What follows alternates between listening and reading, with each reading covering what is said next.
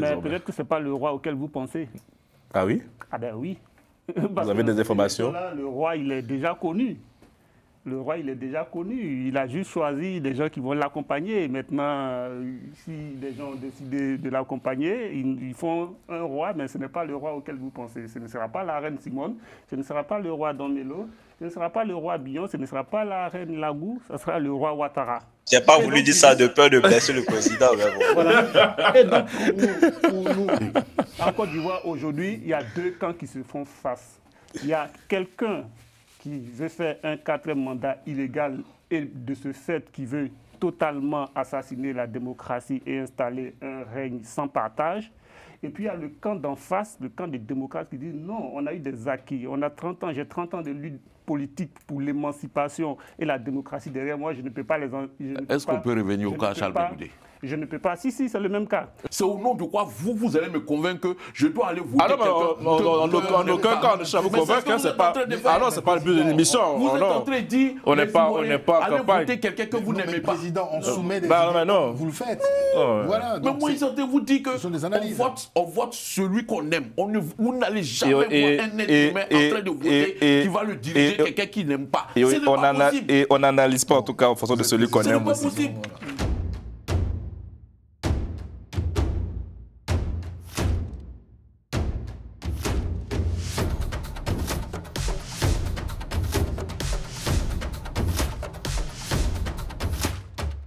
Bonsoir à tous. Alors que les candidats retenus pour l'élection présidentielle partent à la conquête des électeurs, le Front commun sonne la mobilisation avec une manifestation prévue ce samedi dans le centre de la commune de Cocody à Abidjan. À quoi faut-il s'attendre? Du côté du PDCI-RDA, comment le parti vit en interne, s'organise en interne depuis l'exil de son président? Et à gauche de l'échiquier politique, Charles Bégoudé a fait son choix et soutiendra Simone Ehivie Gbagbo, l'ancienne première dame. Sera-t-il le faiseur de roi de cette élection présidentielle? Voilà les sujets que nous aborderons dans cette émission en compagnie de notre président Jean-Paul Leroux. Bonsoir, président. Bonsoir, Carlyle.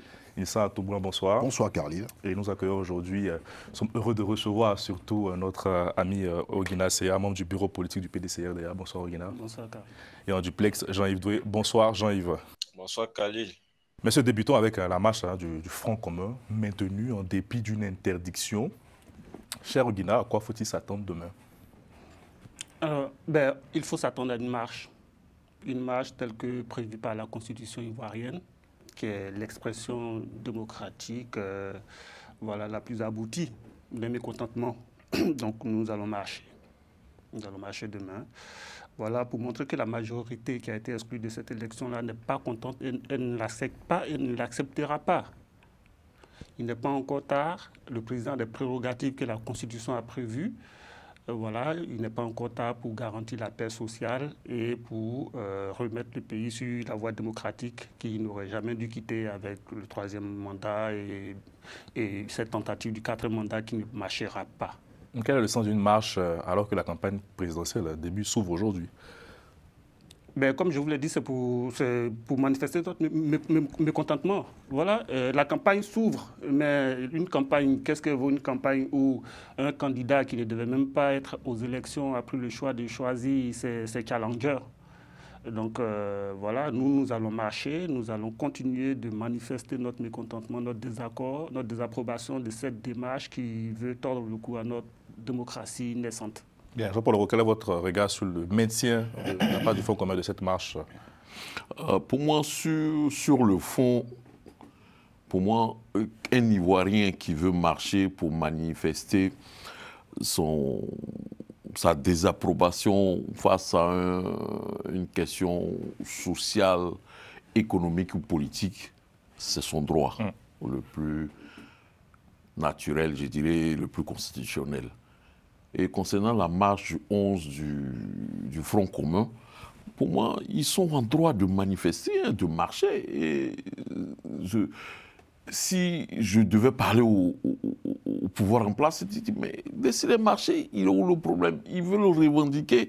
La marche est un moment de communication. Certainement qu'à un certain niveau, la communication est rompue entre les partis du Front commun et le gouvernement. Et c'est une façon pour eux de sonner et de tirer la sonnette d'alarme pour dire, bon, écoutez-nous. On vous a appelé plusieurs fois, vous ne nous écoutez pas. Mais moi, la question maintenant que je me pose, c'est sur la question du tempo. C'est pourquoi arrêter le processus, on est à 2 semaines de l'élection présidentielle, c'est arrêter le processus électoral, c'est demander une suspension. C'est quoi exactement la logique de ce tempo-là, de ce qu'on appelle de ce timing? Donc moi, voilà où je me pose quelques questions. Sinon, sur le fond, j'estime que le Front commun, comme tous les autres Ivoiriens, sont en droit de manifester quand ils se sentent floués dans leurs droits les plus fondamentaux. Bien, merci Président. Nissa, est-ce que vous partagez les réflexions sur le tempo avant que Alors, on a repos? je dirais pas que je ne partage pas en fait, d'accord, les idées avec mon président sur le tempo. Pourquoi?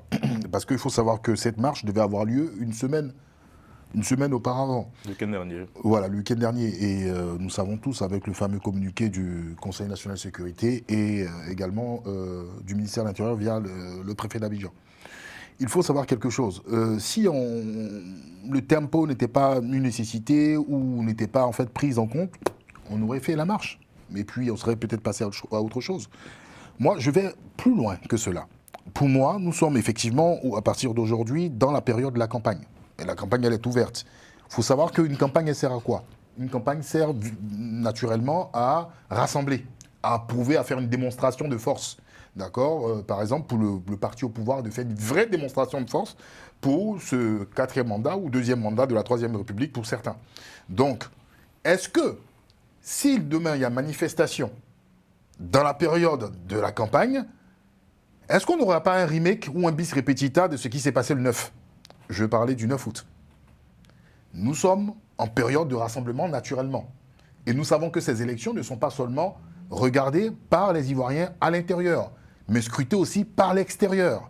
Est-ce que cette démonstration qui aura lieu certainement demain de la part de cette opposition qui veut manifester... Vous y croyez, hein, une démonstration de force demain? Tout est jouable, tout est possible. Tout est jouable, tout est possible. Moi, je ne suis pas le maître du temps, mais ce que je peux dire, ce que nous avions déjà vu il y a un mois, peut-être peut se répéter demain. Parce que, effectivement, où je rejoins le président, quels sont les objectifs? Les objectifs sont mitigés. Officiellement, c'est renouer le dialogue avec le gouvernement. Mais derrière, il y a plein de choses. On sait qu'il y a des frustrations vis-à-vis de l'élimination de ces leaders-là qui sont Tidiane Thiam et Laurent Gbagbo. Donc, on verra demain. Mais si la démonstration, elle est imposante par rapport à celle du 9, ça risquera, en fait, la balance risque de pencher, d'accord, pour cette opposition qui a été mise de côté. Et donnera, en fait, matière à réfléchir. En tout cas, selon le communiqué, c'est une marche pour la démocratie, la justice et la paix. Jean-Yves Doué, votre regard sur cette initiative du Front commun? Bon, moi, je me dis aujourd'hui, quelle sera en fait l'efficacité? C'est vrai que au regard de tout ce qui s'est passé, ils ont estimé que le gouvernement, il y a pas eu de dialogue, il y a beaucoup de choses, on n'est pas dans un état de droit et il y a tout ce qui a été dit. Mais une fois qu'on a fini de dire ça, les candidatures ont été retenues et aujourd'hui s'ouvrent les campagnes électorales. Je me demande quelle sera en fait l'efficacité de cette marche-là. Est-ce que cette marche-là produira des effets quant à l'idée de vouloir remettre tout en question concernant ces élections-là? Moi, je dis non. Parce qu'on a assisté jusqu'aujourd'hui à comment on appelle ça, à un parti qui, lui, n'écoute pas, qui, lui, ne veut, qui, lui, n'écoute pas, qui, lui, ne veut, comment on appelle ça, ne veut rien entendre, ne veut rien savoir et décide d'aller à l'élection coûte que coûte. Donc, l'idée, c'est de savoir déjà, est-ce qu'on aura cette marche serait efficace dans un premier temps. Et dans un second temps aussi, c'est vu que les campagnes électorales s'ouvrent, est-ce que le gouvernement, à travers le Comité national le Conseil national de sécurité, va autoriser cette marche-là? Donc, est-ce qu'ils vont autoriser cette marche-là et est-ce que si cette marche n'est pas autorisée, est-ce que le Front commun va quand même braver l'autorité, c'est-à-dire en emmenant les militants dans la rue? Et quand je dis ça aussi, ça me fait aussi penser à une autre question. Donc, vu que Ogina est là, je me demande, le président Tian Tiam avait dit qu'il voulait faire la politique autrement. est-ce qu'aujourd'hui, la posture qu'il adopte, est-ce que cette posture-là, c'est-à-dire est toujours dans la même ligne que fait la politique autrement, ou est-ce que il remet tout en question, ou cette posture de faire la politique autrement n'est plus d'actualité? Merci beaucoup, Jean-Yves. Ogana, vous avez plein de questions. Hein. Oui, oui. Alors, ce que je voulais dire, et je vais répondre au président Oro, les objectifs de la marche. Les objectifs, quand on fait une marche dans une démocratie, quand on est face à des dirigeants responsables qui comprennent vraiment les instruments démocratiques mis à la disposition du peuple par la loi fondamentale, l'objectif de ce genre de démonstration, c'est de dire il y a un certain nombre d'Ivoiriens, un certain nombre substantiel d'Ivoiriens qui ne sont pas d'accord avec l'injustice qui est en cours. Ce nombre d'Ivoiriens, supposons que c'est 2 millions qui vont descendre dans la rue demain, qui font une marche pacifique. Dans tout ensemble, il y a une part de radicaux, il y a une part de modérés et il y a une part de personnes voilà, qui sont indifférentes. Si demain nous arrivons à faire sortir 3 millions de personnes, si je suis un dirigeant responsable, je me dis, supposons que dans ces 3 millions de personnes, il y a 1% de personnes qui sont fanatisées, qui sont déterminées à aller jusqu'au bout. Ça fait combien? Ça fait autour de 10 000 personnes ou 100 000 personnes. Je ne sais pas. 300 000. 300 000, pas 300 000. Donc ça veut dire qu'il y a 300 000 personnes qui peuvent être fanatisées et qui peuvent vraiment vouloir que voilà, les choses changent. Quand je suis un dirigeant, j'anticipe cela et je tire les leçons. Parce que si 300 000 personnes... 300 000. Voilà, 300 000 30 000 ou 300 000 30 000. Bon, 30 000, supposons 30 000 personnes fanatisées manifestent. 30 000, ouais. 1%, Cela peut mettre à mal l'ordre, comment on appelle, public, on va dire. Voilà. Et donc, je prends des dispositions. Et je réfléchis aussi pour dire, étant donné que des gens arrivent à faire sortir 3 millions de personnes en un samedi dans une seule ville sur 30 millions de personnes, je peux conjecturer pour dire qu'il y a une part substantielle qui n'est pas d'accord avec ce qui se passe. La politique, on le fait pour le peuple. Donc le peuple vient manifester. Nous, si vous avez remarqué, aucun leader n'a parlé, hein, aucun leader politique, ni le président Gbagbo, ni le président Tidiane Thiam n'a appelé à une marche. Donc c'est une manifestation, la manifestation d'une volonté populaire. Le peuple veut s'exprimer. Maintenant, les objectifs que le peuple s'assigne, nous ne les connaissons pas, mais nous marchons pour dire qu'il faut revenir sur la voie de la paix. Nous marchons pour dire qu'il y a un 4e mandat illégal et ensuite il y a des exclusions qui sont inacceptables et qui ne seront pas acceptées. Et donc, nous commençons à marcher et nous marcherons jusqu'à ce que cela change. Et parce que, pourquoi il n'est pas impossible que cela change, puisque notre loi fondamentale y a déjà pensé en mettant des instruments juridiques à la disposition du président de la République. Ces instruments, par le passé, le président Gbagbo en a usé pour faire d'un certain candidat qui n'était pas éligible du tout un candidat. Donc aujourd'hui, qu'est-ce qui empêche que le président de la République prenne ses responsabilités en tant que garant de la paix sociale pour pouvoir prendre ces instruments-là pour remettre le pays sur la voie de la paix? Donc voilà les raisons pour lesquelles cette marche se fait. Pour répondre maintenant à M. Doué concernant le président Tidiane Thiam. Le président Tidiane Thiam a dit qu'il venait faire la politique autrement. Mais quand il le dit, il venait faire la politique dans un cadre qui était encadré par un cadre juridique, on était dans un jeu démocratique normal. Là, on est rentré dans un jeu où les gens ont décidé de faire fi du jeu démocratique et de se comporter d'une façon ou d'une autre. Et donc, le président Tidiane Thiam, il s'adapte à la donne, il n'a pas changé de politique, mais c'est les instruments qu'il est en train d'utiliser sont des instruments aussi qui sont prévus par nos lois. Jusque-là, il n'a pas appelé à une insurrection ou à une quelconque rébellion. Donc, effectivement, il est toujours en train de faire la politique autrement. Et donc, quand il disait autrement, c'est pour dire que avant les arguments ethniques du genre « je suis musulman du Nord, c'est pour ça qu'on m'exclut », lui, il ne veut pas jouer sur ce terrain-là. Il a joué sur le terrain de l'IDH qui a déstabilisé le pouvoir et qui l'a obligé à ranger son bilan prétendument inattaquable. Donc c'est ça, faire la politique autrement. Ça ne veut pas dire renoncer à des instruments démocratiques comme la marche. Bien. Jean-Paul Oro. Bon. Oui, rapidement, allez-y. Oui. En fait, vu que là, vous avez dit tout à l'heure qu'on est face à des dirigeants, lorsqu'on est face à des dirigeants responsables, en ce moment-là, c'est-à-dire ces gens-là peuvent se remettre en question. Mais est-ce que vous estimez, parce que la façon dont on voit les choses, je pense que je ne veux pas préjuger de ce que vous pensez, mais vous estimez que ces dirigeants-là ne sont pas responsables. Et donc, compte tenu de ce fait-là, est-ce que, bon, pensez-vous que ces gens-là vont se remettre en question, donc pourront être, je dirais, affectés par cette marche, même si on parle de 1 million de personnes, vous pensez qu'ils pourront se remettre en cause, en question, voilà? Le peuple est souverain. S'ils ne veulent pas se remettre en cause, le peuple verra ce qu'il fera de l'entièreté de sa souveraineté face à un pouvoir qui ne coûte pas ses revendications. Donc ça, nous n'en sommes pas responsables. Bien. Moi, dans ce type de situation-là, j'ai une petite gêne un peu, surtout quand on utilise la notion de le peuple. Le peuple est où? Parce qu'il y a, j'aime cette fameuse phrase de « j'ai entendu ceux qui ont manifesté et j'ai entendu aussi ceux qui n'ont pas manifesté ». Vous savez, notre pays, on fait comme si notre pays-là n'a pas une histoire. Et notre histoire d'une tragédie, elle n'est pas loin. Les gens pensent qu'il n'y a même pas 15 ans. Où on a connu officiellement 3000 morts. Sinon, il y en a eu plus. Moi, j'étais à Abidjan à cette période. J'étais aux 2 plateaux, dans la cité qu'on appelle les Cascades, 7e tranche. On allait faire les courses dans notre immeuble à Abobo. Vous savez, pour ceux qui connaissent Abidjan, ils voient un peu. C'est-à-dire qu'il y avait une petite route derrière la station Pétro-Ivoire à Angré, là, qu'on prenait, qui nous envoyait au marché. Et on faisait les courses comme ça, les mains en l'air, quand on voyait passer. Et on a eu l'occasion, sur cette petite route-là, de voir des cadavres qui jonchaient la route.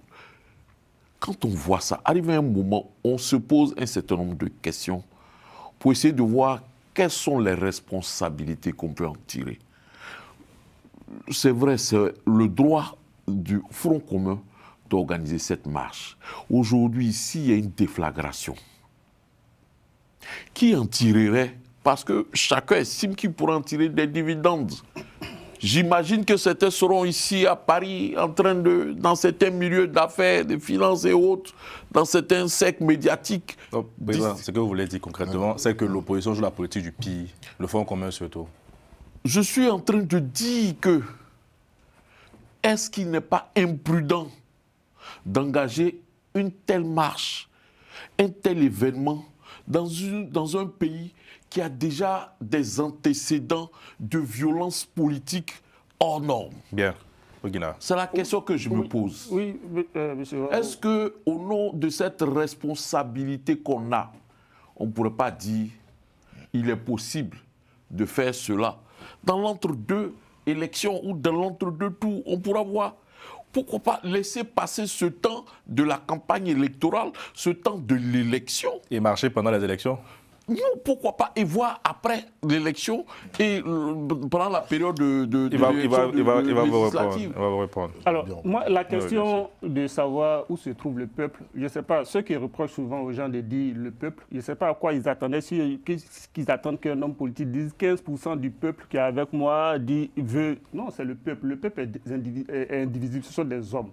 Donc nous, on estime que la majorité du peuple est avec nous. Et comme on est en démocratie, ce qui prime, c'est la majorité. Donc quand on peut se permettre de dire le peuple. Et c'est ce qu'on va démontrer dans la rue. Donc il y a 3 millions d'Ivoiriens dans la rue, c'est le peuple. Il y a 3 millions d'Ivoiriens. En fait, sur 3 millions d'Ivoiriens, le raisonnement statistique qu'on fait, c'est d'ici quelqu'un, sachant que il y a des personnes qui sont dans leur campement, qui ont des activités. Si quelqu'un arrive à réunir 3 millions d'Ivoiriens dans une ville particulière, à une journée où... Ce qui n'est pas encore le cas. On peut faire une conjecture mathématique pour estimer quel est le nombre de personnes... Mais ce qui n'est pas encore le cas. Voilà, donc ce n'est pas encore le cas. Oui. Maintenant, pour revenir à votre question, je ne comprends pas souvent cette logique des Ivoiriens à vouloir prioriser ce qui est un droit, une certaine paix, sans pour autant s'attarder sur la question de la justice. Votre raisonnement, on aurait pu le ramener aux gens de l'ANC pour dire mais en quoi est-ce qu'il est pertinent de faire marcher des collégiens à Soweto et qu'ils se fassent massacrer alors qu'on peut s'asseoir, laisser l'apartheid prospérer tranquillement? C'est ce que vous demandez. Là, nous sommes dans un combat où nous estimons qu'un électorat qui est estimé à 60% de l'électorat a été exclu. Nous ne pouvons pas laisser une minorité confisquer cela sous prétexte que le fait d'exercer un droit, parce que là, vous nous faites porter une responsabilité, alors que c'est nous qui sommes dans le droit. D'exercer un droit est un risque irresponsable qu'on est en train de prendre. Non, l'irresponsabilité se trouve du côté du pouvoir, et ça, il faut le dire. Mais bon, comme le dit, ça entraîne souvent des sorties du procureur. Donc, on préfère l'opposant qui est inoffensif, qui ne fait que manifester, exercer ses droits, on préfère lui faire porter la responsabilité. C'est ce qui se passe en Côte d'Ivoire. On a essayé d'avancer en ignorant la paix et la stabilité découlent de l'état de droit et de la justice. Ouais. Quand tu dis, nos frères du Nord, à l'époque, nous, on ne comprenait pas leurs exigences. Quand ils se sont sentis profondément frustrés, ils se sentaient exclus, ils ont pris les armes, et ils ont revendiqué ce droit. A posteriori, on a vu qu'il y a des gens qui étaient sincères parce qu'ils étaient frustrés, mais on a vu qu'il y avait des affairistes derrière qui étaient venus pour leurs propres affaires. Mais moi, je n'ai jamais, par exemple, condamné la rébellion en tant que rébellion. Je la contacte a posteriori au regard des objectifs qui avaient été fixés de ce qu'on voit aujourd'hui. Donc, quand l'injustice est prospère, quand des gens ont fait leurs calculs en misant sur la force et la peur, à un moment donné, on ne peut pas continuer de renvoyer aux gens le fait que, oui, si vous protestez, il risque d'avoir quelques casses, donc il faut laisser prospérer l'injustice.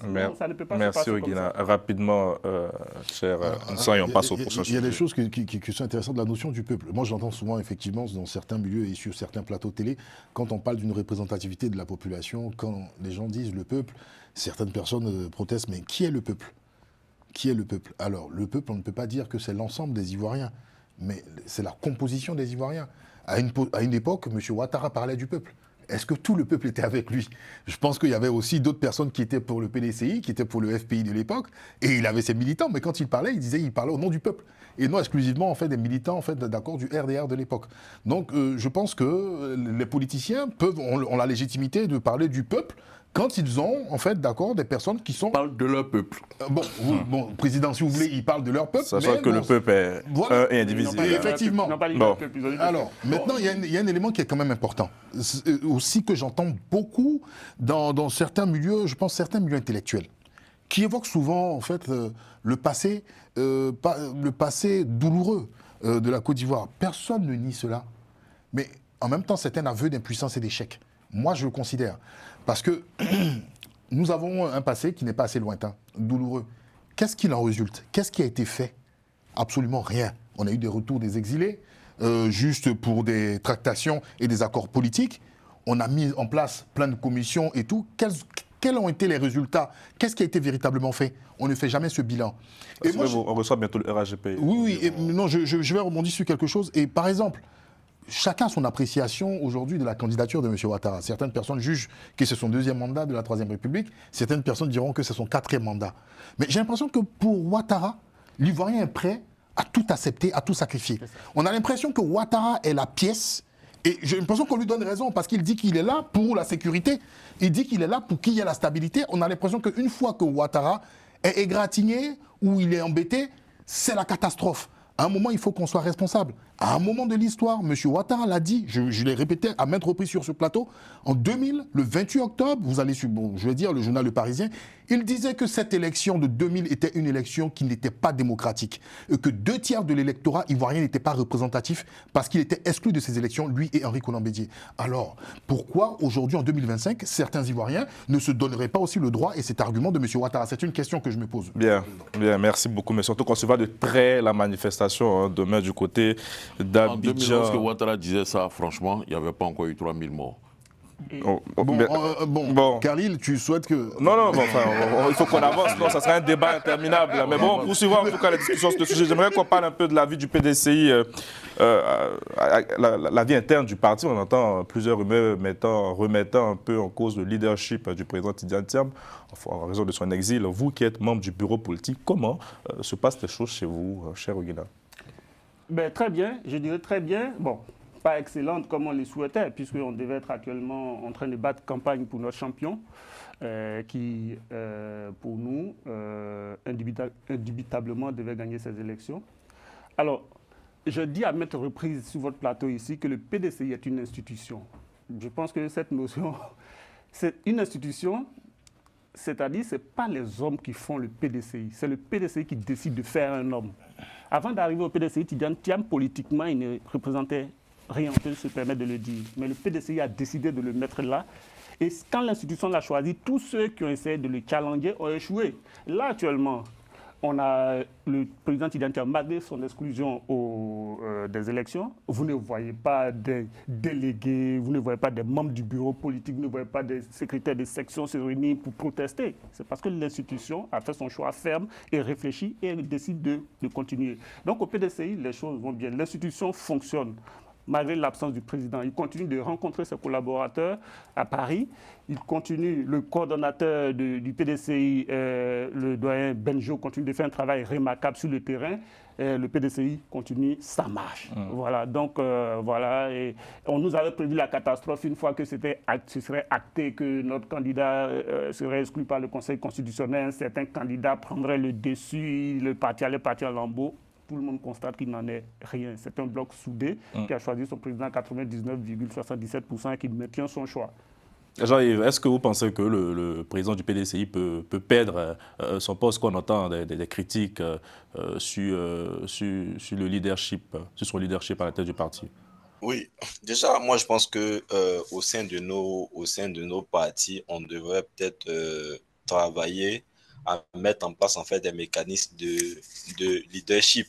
Parce qu'on a vu que lorsque le président Tidjane Thiam a quitté le pays, au PDCI, il a commencé à avoir des velléités, certaines velléités. Bon, je pense que bien avant même, il y a eu des velléités, mais ça s'est plus accentué à son départ et tout.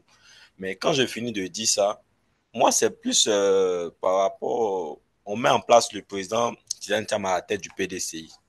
Et il a été mis à la tête du PDCI parce que on estimait le PDCI estimait qu'il avait des relations à l'international pour faire plier le président Ouattara. Donc c'est sur ce fait-là que on a même reçu au Guinée ici qui nous a dit que à l'international, vu que c'est sur ça que le président Ouattara joue, donc on a un président Tidjane Thiam qui lui aussi à l'international est influent qui fera plier le président Ouattara.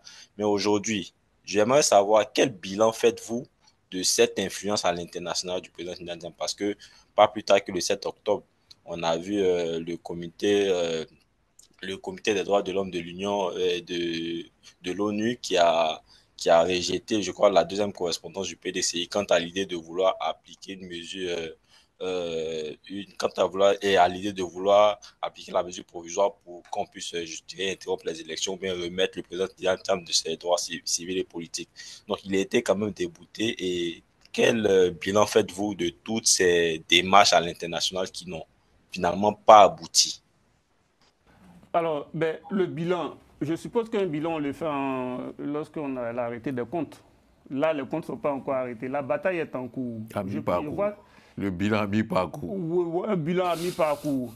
Vous savez, la bataille politique, c'est une bataille. Certains, même dans notre camp, certains ont vu l'arrivée du président Tidjane Thiam comme la conquête déjà acquise du pouvoir. C'est une bataille. On a des revers, on a des victoires et on avance. Donc là, on a eu quelques revers. Énumérons quelques revers. À l'Élysée, perdu. L'Union européenne, perdue. Au niveau de l'ONU, perdu. Au niveau de l'administration américaine, perdue. On n'avait jamais fixé un objectif qui était un objectif de conquête de l'Élysée. Le président Tidjane Thiam s'est toujours démarqué. On parle de ce que vous avez entrepris. Non, il n'a jamais entrepris quelque chose. On n'a jamais vu être reçu par le président Macron. Ça, c'est factuel. Il en a les moyens, il peut se faire recevoir, il ne l'a jamais demandé. Donc, on ne peut pas dire qu'à l'Élysée perdu. Il y a des supputations qui se font, il y a des choses que les gens entendent, mais ce n'est pas la réalité des choses.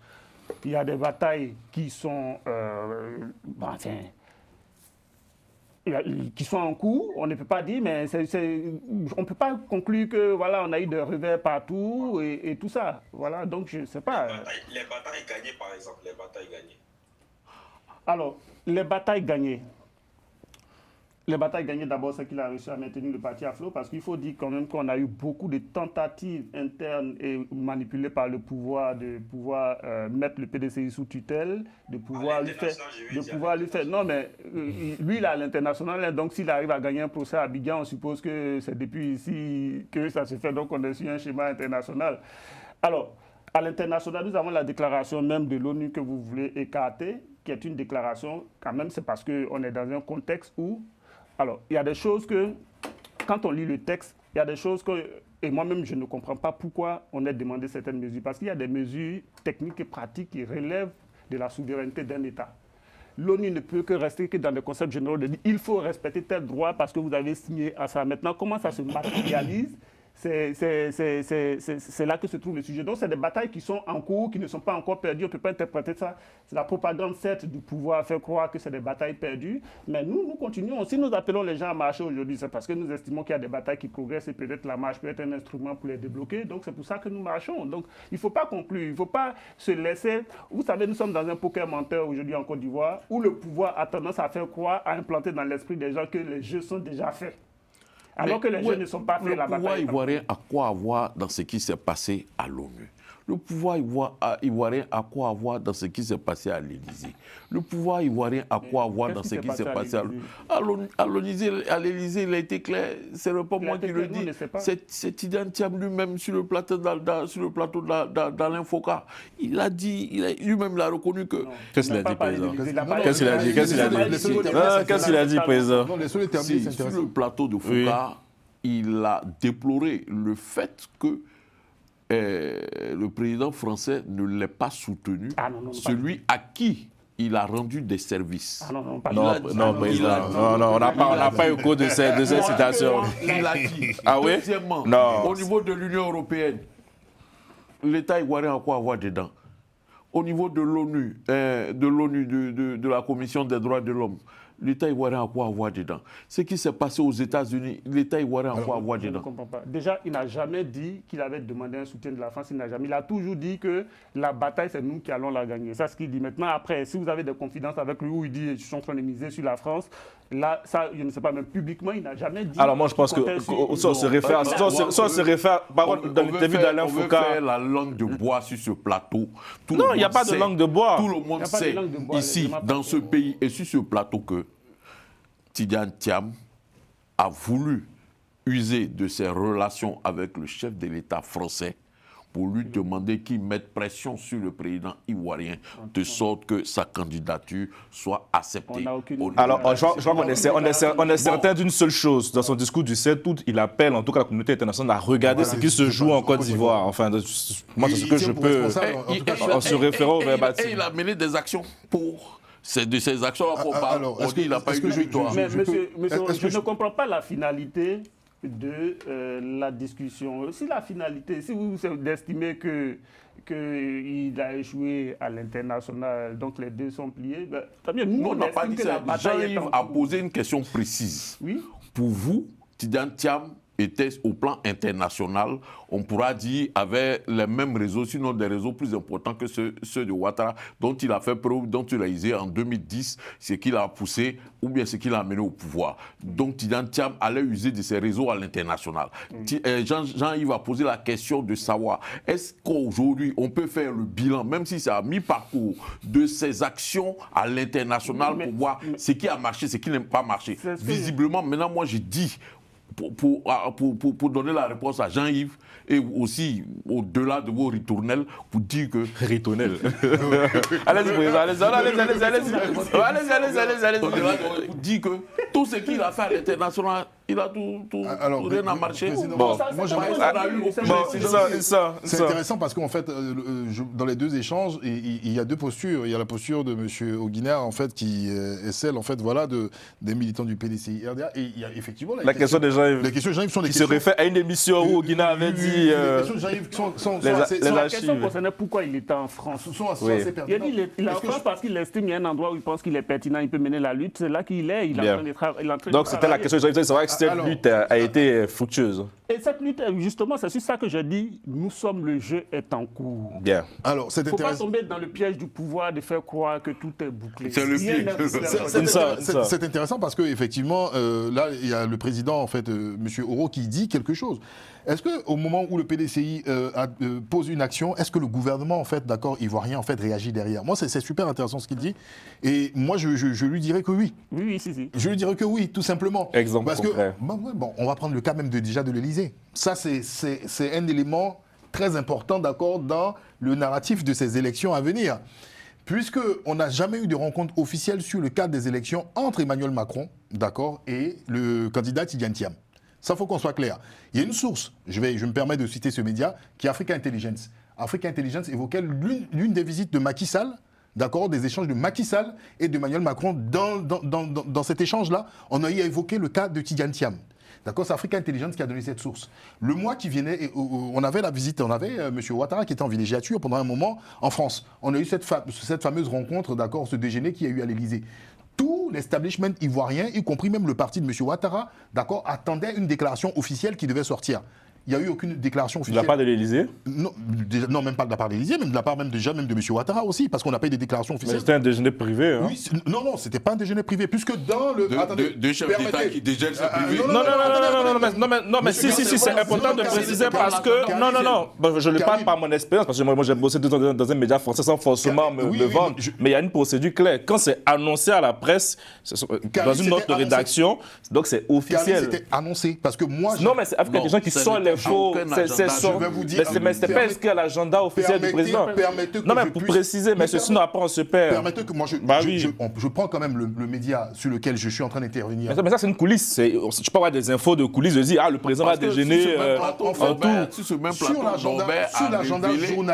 Sur l'agenda journalier de l'Élysée, d'accord, l'heure du déjeuner et la rencontre avec M. Ouattara sur le déjeuner était sur l'agenda journalier de l'Élysée dont tout le monde avait accès. Ce n'était pas confidentiel. On n'a pas vu ça. Ah non, je prends quand même le risque d'intervenir sur Télésud, qui est un média sérieux. Je ne vais pas me permettre de dire tout et n'importe quoi. Non, on n'a pas vu. Oui, mais moi je vous le dis que oui, effectivement, si... En plus, il y a un protocole. Je ne t'arrête pas, mais pour des rencontres officielles, comme je dis, il y a un protocole. Logiquement, on informe. Dans le protocole, à 10h30, je vous donne. Moi, je me souviens, à 10h30, il y avait une rencontre, d'accord, avec l'Union européenne.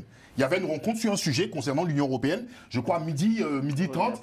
Voilà, midi 30, il y avait un déjeuner avec M. Ouattara. Je ne suis pas en train d'inventer. Alors, je rebondis sur cela quand même parce que c'est très important. On a vu que tout le monde attendait une réaction de M. Ouattara par rapport à cela. Parce qu'on savait déjà que M. Tidjane Thiam étant en France, on parlait d'une pseudo-influence du PDCI et de vis-à-vis de M. Macron. Et M. Ouattara ne s'est pas exprimé là-dessus. C'est-à-dire, on a l'impression que quand Tidjane Thiam est sur sur ce déjeuner. La candidature. Sur ce déjeuner, sur la candidature et le déjeuner. Parce qu'on n'a même pas eu de retour aussi de la part de M. Ouattara.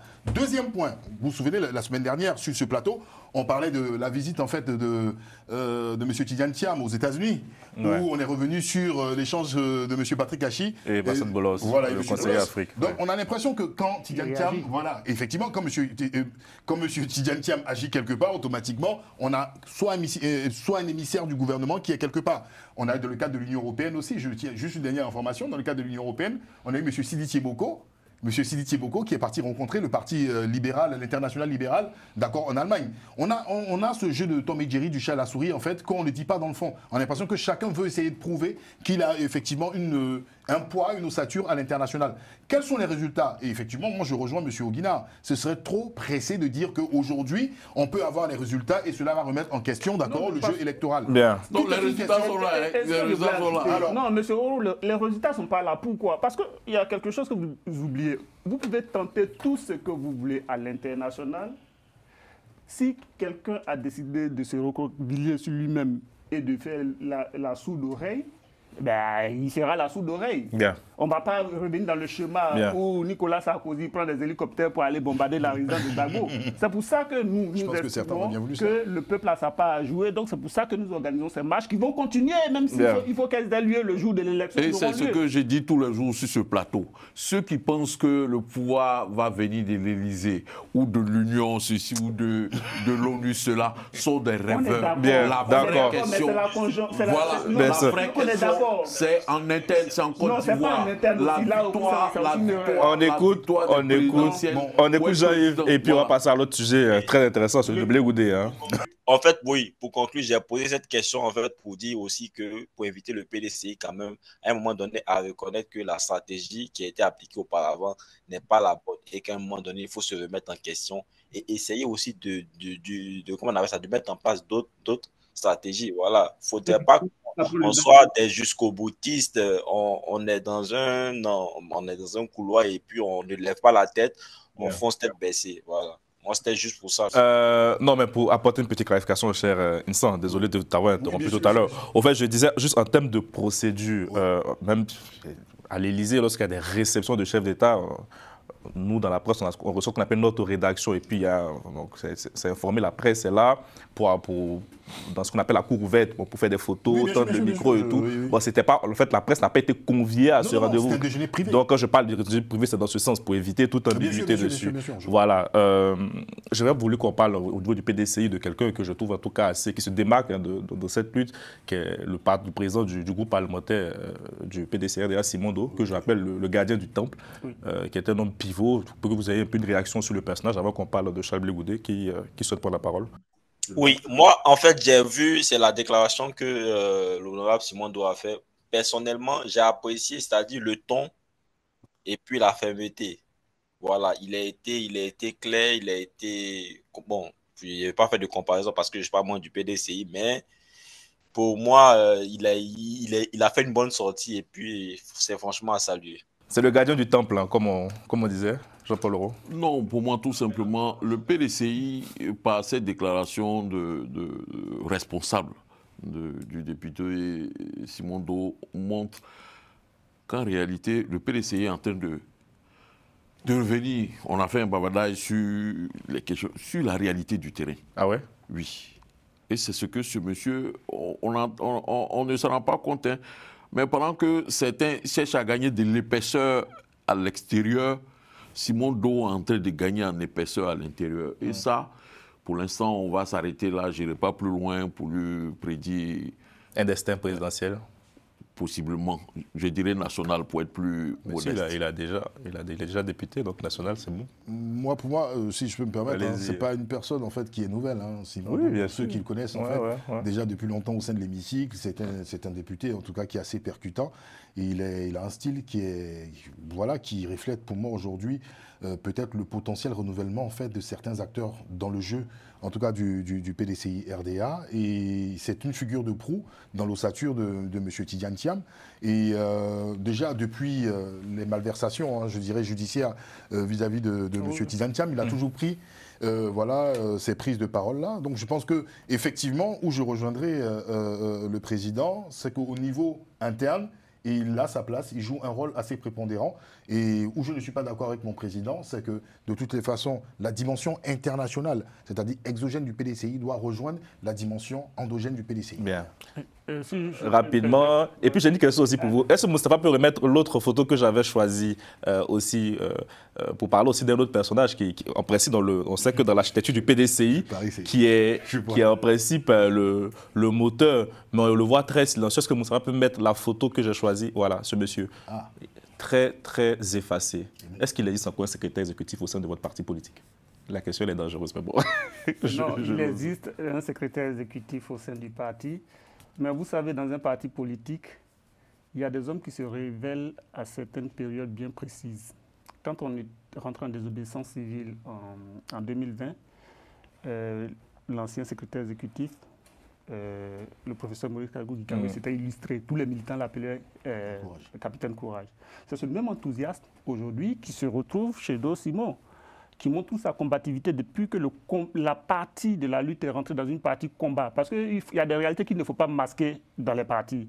Quand il y a la paix où tout va bien, il y a des hommes qui sont là, qui émergent, qui sont visibles. Et puis, quand on rentre dans une phase où il faut du combat, du courage et tout, il y a des gens qui émergent. Et donc, Do Simon fait partie de ces gens-là qui ont émergé, qui a cassé le cordon de la police devant le Parlement. Oui, on a vu avec les images. Et donc, voilà, c'est ça. J'avais oublié de rajouter qu'il ne faudrait pas qu'on voit que c'est vrai, des circonstances quelquefois, où les événements font des hommes, mais aussi des parcours. Il ne faudrait pas qu'on voit Do Simon et Gikawe sont très souvent faits du même bois. Hein. C'est des militants depuis le lycée. Bien. Ils ont connu l'époque de Amé, si c'était de vrais battants. Donc c'est ça un peu peut-être qui a été se révéler un peu. Donc, Bien. Non, il faut qu'on parle du sujet. Sinon, j'arrive me tiendra à rigueur, puisque la semaine dernière, on n'a pas pu en parler. Donc on va parler du choix du COGEP. On va parler du choix du COGEP. Président, le COGEP sans arrière-pensée. Excusez de vous avoir interpellé. Bien sûr que sur ce plateau-là, il n'y a pas d'arrière-pensée. Non, ça n'a rien passé. Le coup, je n'ai pas choisi de soutenir Simone Gbagbo, l'ex-première dame candidate du MGC. C'était le choix de l'évidence. C'est à la fois le choix de l'évidence et, je dirais, pour les militants du COJEP, le choix du cœur.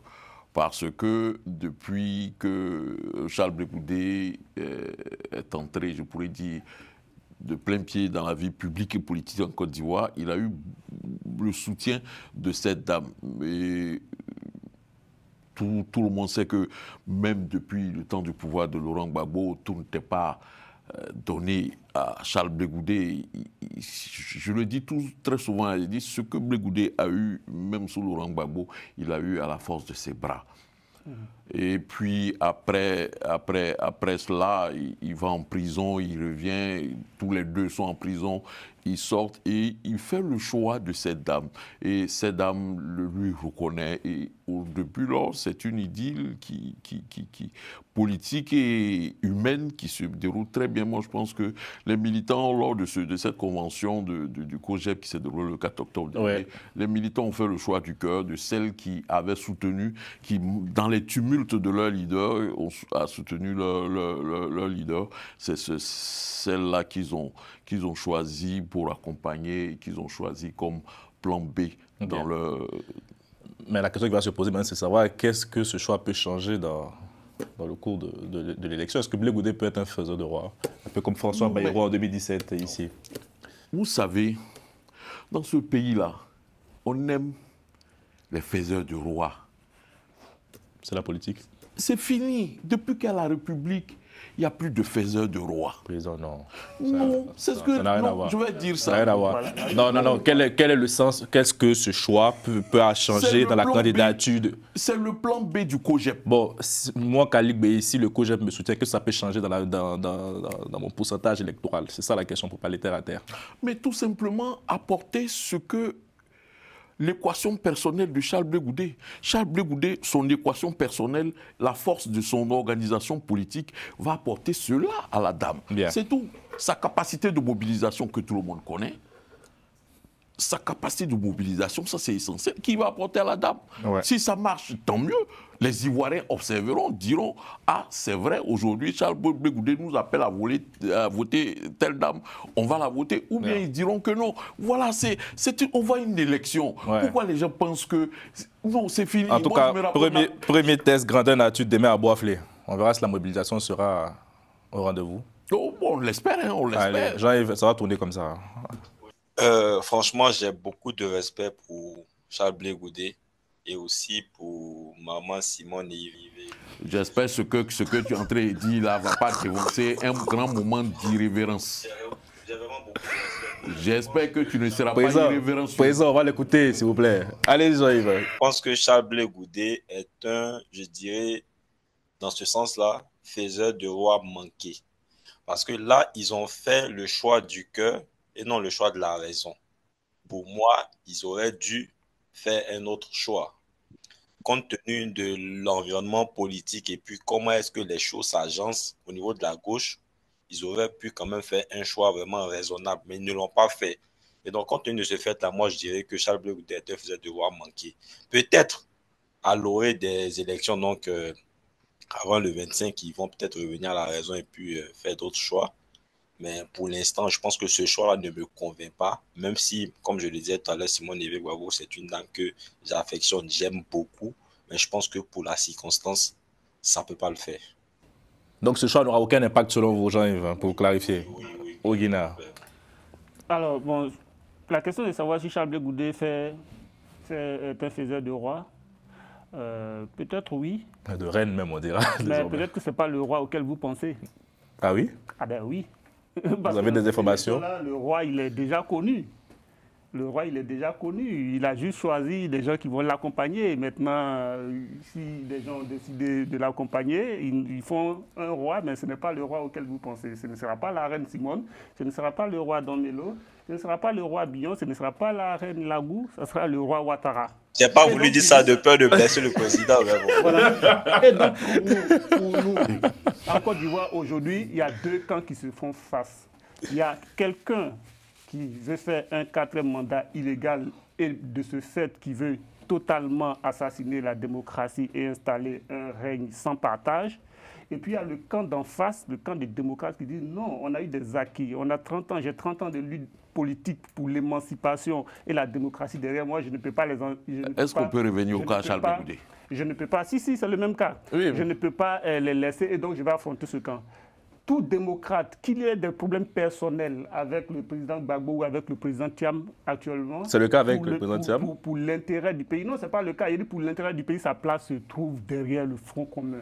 Toute autre tentative, c'est des gens qui auront leur temps de pleurer. Parce que dans ce pays-là, on a compris que tous ceux qui ont accompagné Ouattara, qui lui ont tendu une bouée de sauvetage au moment où il est en difficulté politique depuis 1993, chacun a eu son temps de pleurer. Le président Gbagbo a eu son temps. Le président Bédié, qui l'a fait après 2010, il a eu son temps.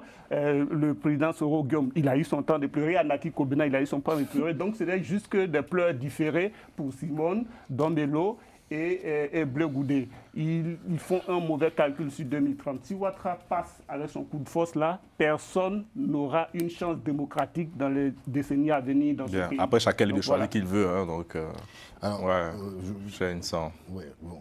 En fait, c'est intéressant ce qu'il vient de dire, mais Charles Blé Goudé, Simone et Yves Gbagbo, Dombello ont déjà pleuré par rapport à Ouattara, c'est en 2010. Souvent on l'oublie, ils font partie d'un camp. Mais je reviens sur les propos de mon président, M. Auro, qui a dit quelque chose de très important. Il a dit le choix du cœur. Et je remercie Jean-Yves qui a dit, en fait, effectivement, le choix du cœur ne sera pas, en fait, gagnant. On ne choisit pas quelqu'un par rapport au cœur. Et ce qui est intéressant, M. Auro a dit quelque chose de très important. La personne de Charles Blé Goudé. Parce que vous aviez dit, en fait, Carlyle, quel est le poids que le COJEP apportera à Simone Yves Gbagbo? Il a dit la personne de Charles Blé Goudé. Parce que son équation personnelle. Son équation personnelle, et vous aviez dit ce qu'il a été. Le plan B. Oui, ce qu'il a été. Donc, le COJEP, sur le plan électoral, n'est pas représentatif. On le sait tous. On ne peut pas aujourd'hui, avec assurance, déterminer le poids du COJEP. Parce qu'ils n'ont véritablement pas participé en tant que COJEP dans un rendez-vous électoral, en tant qu'entité COJEP. Mais la personne de Charles Blé Goudé, pour moi, est quelqu'un qui suscite beaucoup d'interrogations. Je ne peux pas admettre que le Charles Blé Goudé de 2004 jusqu'à 2010 soit le Charles Blé Goudé de 2025. Nous avions reçu ici le docteur Saraka. Vous-même, président, vous aviez confirmé ici, Charles Blé Goudé a changé. Mais les réalités également ont changé. Le poids que Charles Blé Goudé avait en tant qu'élément catalyseur dans les années précédentes n'est plus la même réalité. Donc, non, c'est très important. Pour conclure, un dernier mot. Oui, bien sûr. C'est on avait la fin de l'émission. Allez-y, allez-y. Donc, je suis en train de dire que c'est un risque énorme. C'est un risque énorme.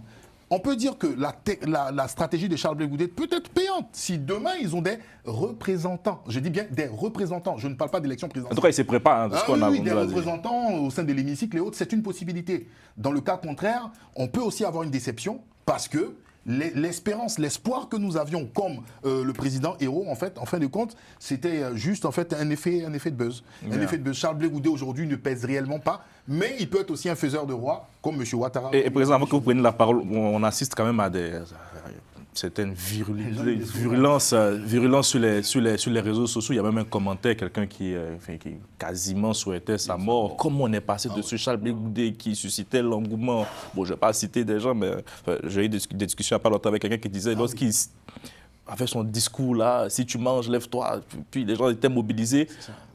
À un commentaire où quasiment, on le traite même souvent de crabe. Désolé, c'est ce que j'ai lu sur les réseaux sociaux que je dis, ça ne vient pas de moi. Comment sommes-nous arrivés là, président? En fait, on a des lectures de la vie politique où bien sûr Charles Blé Goudé a quelquefois, je dirais, à court terme.